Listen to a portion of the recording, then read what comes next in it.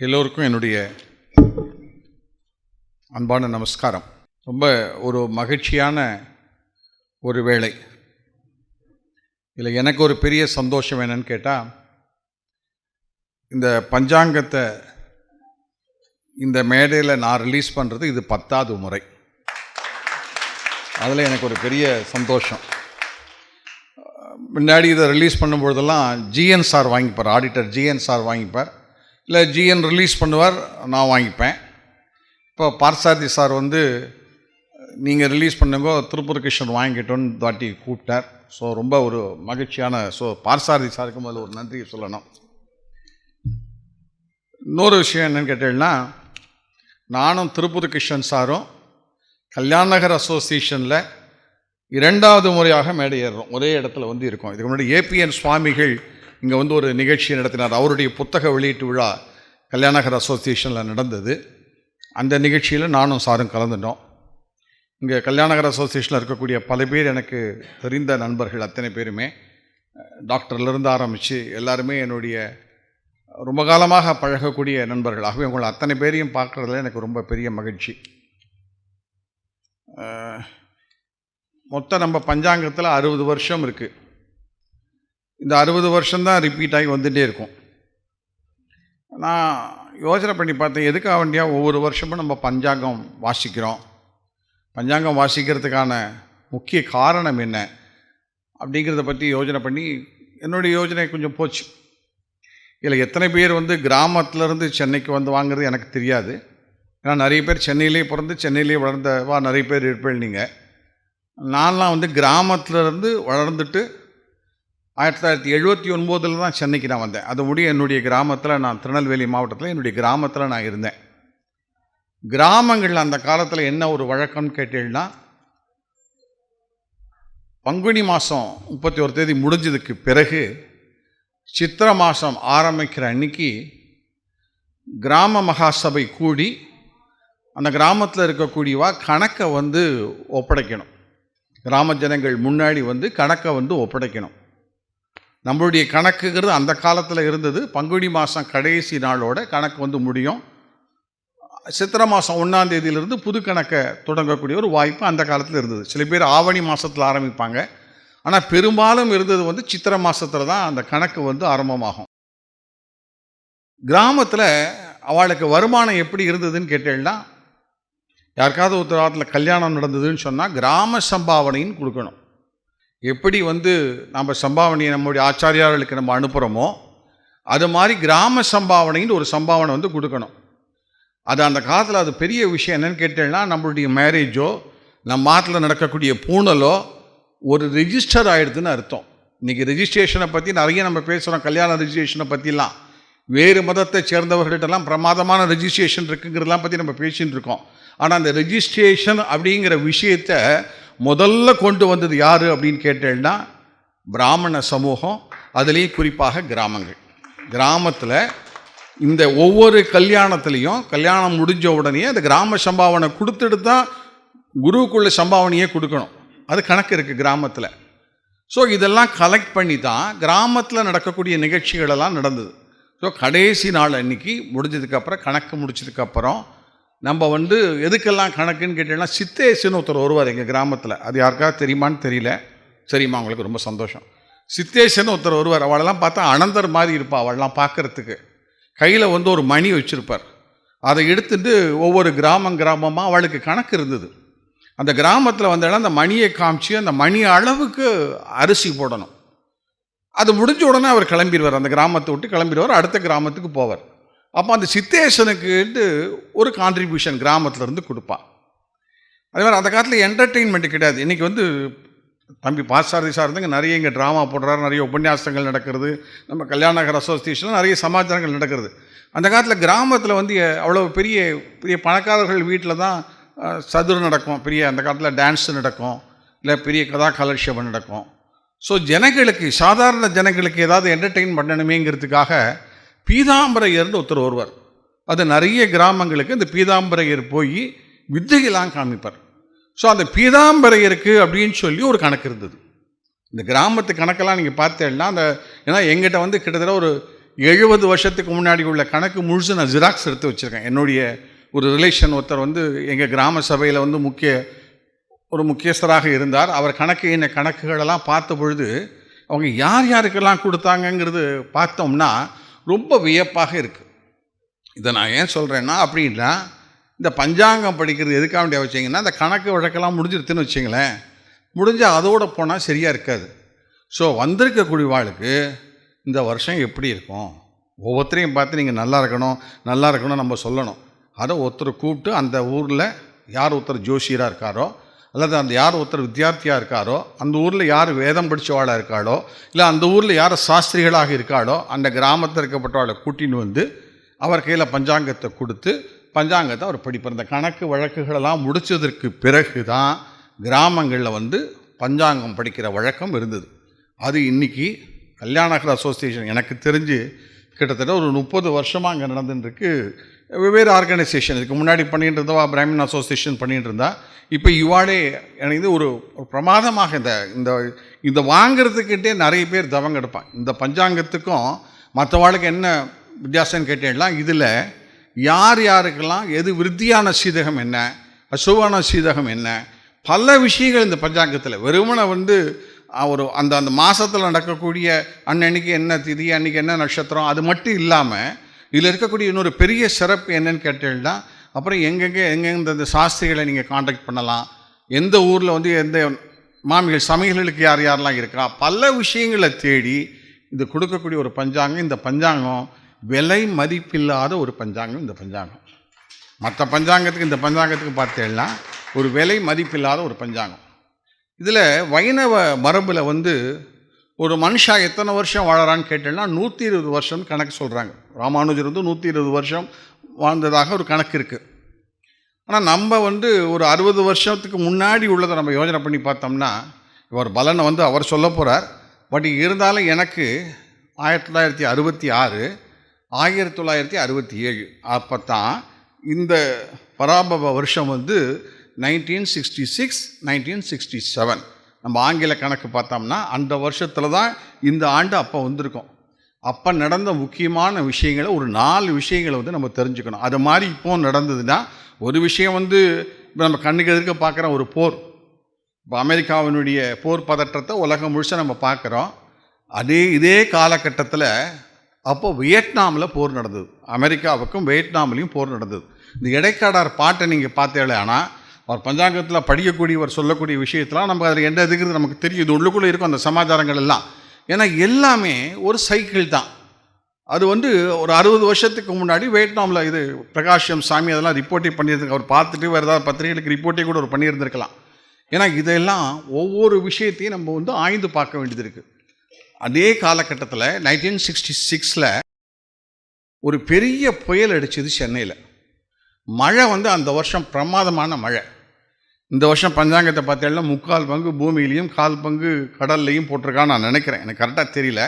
போன அந்த வருஷத்தில் மழையினுடைய அளவு வந்து ரொம்ப அதிகமாக இருந்தது.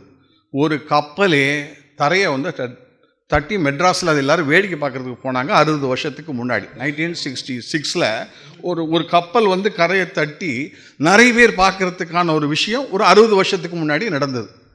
இப்போது கப்பலில் நம்ம எண்ணெய் கொண்டு வந்துட்டுருக்கோம். நமக்கு கிடைக்கணும், அந்த எண்ணெயெல்லாம் கிடைக்கணும். ஏன்னா இதெல்லாம் நல்லதுகள்லாம் நடக்கணுங்கிறதுக்காக சொல்கிறேன். அதோட தெய்வீகமாக இருந்த ஒரு பெண்மணி எம்எஸ் சுப்புலட்சுமி. இன்றைக்கி அவங்கள பற்றி ட்ராமாலாம் போடுறாங்க. ரொம்ப பிரமாதமாக இருக்குது இந்த ட்ராமாவில்.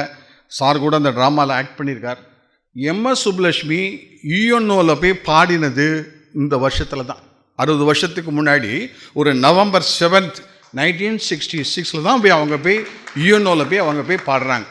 ஸோ 60 வருஷத்துக்கு முன்னாடி நடந்த நல்ல காரியங்களெல்லாம் நம்ம யோஜனை பண்ணி பார்த்தோம்னா, இன்றைக்கி இந்த வருஷம், இந்த வரக்கூடிய வருஷம், இன்னிலேருந்து ஆரம்பிக்கக்கூடிய வருஷம் ரொம்ப நல்லா இருக்கும் அப்படின்னு நமக்கு ஏன் தோன்றதுன்னு கேட்டால், நாட்டில் விவசாய புரட்சி அப்படிங்கிறத ஆரம்பித்தது 60 வருஷத்துக்கு முன்னாடி தான். பச்சை, அது க்ரீன் ரெவல்யூஷன் அப்படிங்கிறத முதல்ல அமெரிக்காவிலேருந்து ஒரு கோதுமை இங்கே வந்து ஆரம்பித்தது வந்து 60 வருஷத்துக்கு முன்னாடி தான்.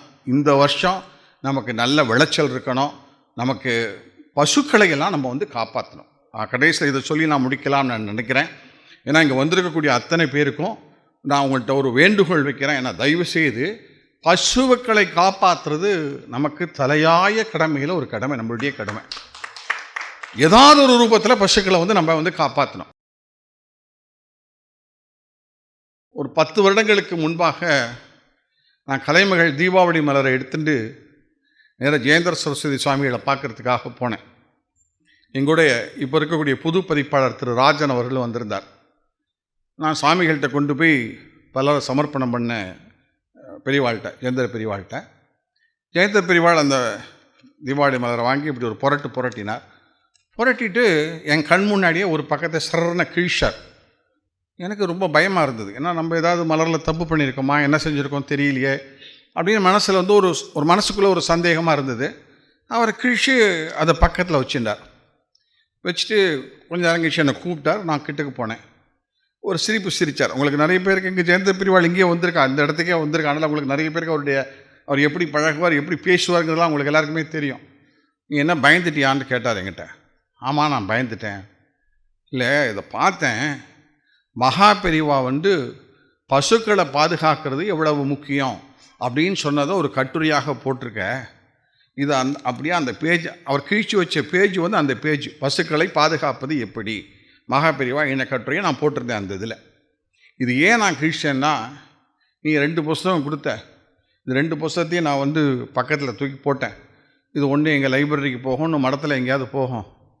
அவர் சொன்ன வார்த்தை அப்படியே. இதை போய் திருப்பி பார்க்கணும், ஒரு 3 மாதம் கழித்து பார்க்கணும்னா நிச்சயமாக போய் மடத்தில் கிடைக்காது. இது எங்கெங்கே போகிறது, யார் எடுத்துன்னு போகிறாங்கிறதே நமக்கு தெரியாது. மடத்தில் அப்படி எல்லாம் போயிடும். இது ஒரு நல்ல சமாச்சாரமாக இருக்குது. ஏதாவது ஒரு பிரிண்டர் வருவான், அவன் கையில் இதை கொடுத்து ஒரு 5000 காப்பி போடுப்பா, ஒரு 4000 காப்பி போடுப்பா, எல்லாருக்கும் கொடுப்பா, பசுக்களை காப்பாற்றுறேன் எல்லாருக்கும் கொடுப்பா அப்படின்னு நான் சொல்லணும் அப்படின்ட்டு சுவாமிகள் சொல்லிட்டு இருக்கும் பொழுதே கரெக்டாக அங்கே ஒரு பிரிண்டர் வந்தாருங்க. உடனே என் கண் முன்னாடியே அவர் கையில் கொடுத்து ஒரு 4000-5000 காப்பி நீ போடுப்பா அப்படின்னு சொல்லி அனுப்பிச்சார். ஸோ பசுக்களை பாதுகாக்கிறது அப்படிங்கிறது ரொம்ப முக்கியமானது. அதுவும் எப்போ நடந்ததுன்னு கேட்டேன்னா, கரெக்டாக இதே பராப வருஷத்தில் 60 வருஷத்துக்கு முன்னாடி தான் பூரி சங்கராச்சாரியார் அவர்களுடைய தலைமையில் பார்லிமெண்ட் முன்னாடி மிகப்பெரிய ஒரு போராட்டம் நடந்தது. பசுக்களை காப்பாற்றணும் அப்படின்னு சொல்லி ஒரு பெரிய போராட்டமே நடந்தது. அதுக்கு அப்புறம்தான் நம்முடைய மத்திய அரசாங்கம் கொஞ்சம் மனசு கீழே இறங்கி அவர்கள் முடிவு பண்ணி பசுக்களை பாதுகாக்கிறதோடு மட்டும் இல்லை, எல்லா கேட்டிலையும் எல்லா கால்நடைகளையும் பாதுகாக்கிறதுக்கான ஒரு செக்ஷனை அதுக்கப்புறம் கொண்டு வந்தாங்க. ஸோ அதனால் பசுக்களை இங்கே வந்திருக்கக்கூடிய நாம் எல்லாருமே பசுவை பாதுகாப்பது அப்படிங்கிறது நம்மளுடைய ஒரு முக்கியமான கொள்கையாக நம்ம எடுத்துக்கணும்.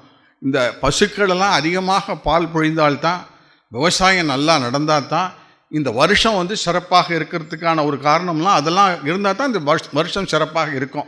அதையெல்லாம் படிக்கக்கூடிய சாஸ்திரிகள் அவர் ரொம்ப பிரமாதமாக அந்த விஷயங்களெல்லாம் உங்கள்கிட்ட எடுத்து சொல்வார். எனக்கு ஒரு 60 வருஷத்துக்கு முன்னாடி உள்ள விஷயங்கள்லாம் எனக்கு ஒரு ஞாபகத்துக்கு வந்தது. அதை எடுத்து நான் உங்கள்கிட்ட சொன்னேன். ஒரு அற்புதமான ஒரு ஏற்பாட்டை கல்யாண நகர் அசோசியேஷனுடைய நிர்வாகிகள் எல்லாரும் சேர்ந்து செய்திருக்கிறார்கள். அதனால் கல்யாண நகரில் எப்போ ஒரு நிகழ்ச்சி நடத்தினாலும் அந்த இடத்துல ஒரு பெரிய வைப்ரேஷன் இருக்கும். இங்கே செஞ்சிருக்கப்பட்டார்களே எங்கள் கீவாஜா ரொம்ப அதிகமாக ஈடுபாடு கொண்ட ஒரு அமைப்பு இந்த அமைப்பு. இந்த இடத்துக்கே கல்யாண நகர் அப்படிங்கிற பேர் இதை கொடுத்ததே மகா பெரியவா கொடுத்த பேர். ஏன்னா நான் ஒரு தடவை ஜிஎன் சார்கிட்ட பேசியிருந்தேன் இது மாதிரி ஒரு நிகழ்ச்சியில் இருக்கும் பொழுது. அப்போ ஜிஎன் உடனே என்கிட்ட ஒரு கேள்வி கேட்டார், இந்த நந்தனம்ட்டு ஒரு இடம் இருக்க, அது உனக்கு ஏதாவது தெரியுமான்னு என்கிட்ட. எனக்கு சத்தியமாக ஒன்றும் தெரியல. நான் ஒரு வாரம் முழிச்சேன். ஏன்னா ஜிஎன் வெரி க்ளோஸ் வித் ராஜாஜியோடு ரொம்ப நெருக்கமாக இருந்தவர் ஆடிட்டர் ஜி நாராயணசாமி. ஸோ அவர் சொன்னார், இந்த நந்தன வருஷத்தில் தான் நந்தனத்தை ராஜாஜி திறந்து வச்சார். இந்த நந்தனம்ட்டு ஒரு இடம் இருக்க இங்கே, அது நந்தன வருஷத்தில் உருவான இடம் தான் இந்த நந்தனம். அது மாதிரி இந்த கல்யாண நகர் அசோசியேஷனை மகா பெரியவா பண்ணினதுனால தான் இங்கே நிறைய சத்காரியங்கள்லாம் நிறைய இங்கே நடக்கிறது. அப்படின்னா அது மகா பெரியவாளுடைய பெரிய இது எல்லா பெரியவாளும் இங்கே வந்திருக்க இல்லாத பெரியவாளே கிடையாது, எல்லா பெரியவாளும் இங்கே வந்திருக்கா. அவளுடைய அனுகிரகம் இருக்கிறதுனால தான் ரொம்ப சிறப்பாக கல்யாண நகர் அசோசியேஷன் நடைபெற்று கொண்டிருக்கிறது. இந்த பஞ்சாங்க வைபவத்தில் கிருஷ்ணன் சாரோடு சேர்ந்து இந்த வாய்ப்பு எனக்கு கிடைச்சதில் நான் ரொம்ப மகிழ்ச்சி அடைகிறேன். நன்றி, வணக்கம். நன்றி சார். கீவாஜா அவர்களுக்கும் இந்த கல்யாண நகர் அசோசியேஷனுக்கும் தொடர்பு மட்டுமல்ல, அவர் தான் ஃபவுண்டரு. இந்த கல்யாணகர் அசோசியேஷன் ஆரம்பித்தது அவர் தான். அதனால தான் அந்த கலைமகள் தொடர்பு இன்றைக்கி நம்ம கீழாம்பூர் சார் வரைக்கும் வந்திருக்கு. அதனுடைய தொடர்ச்சி அவர் ஆரம்பித்து வச்ச அசோசியேஷன் தான் இது. இன்றைக்கி கலைமகள் அவர் சார்ந்த அவர் ஆசிரியராக இருந்த கலைமகளின் முதல்வன் இன்றைய தினம் இங்கே வந்து பேசியிருக்கிறார். அது பெரியவருடைய ஆசீர்வாதம். ரொம்ப நன்றி சார். Doctor SM. ஸ்ரீனிவாசன் அவர்களை கீழாம்பூர் சங்கர சுப்பிரமணியம் அவர்களுக்கு சால்வை அணிவித்து கௌரவிக்குமாறு பணிவோடு கேட்டுக்கொள்கிறேன்.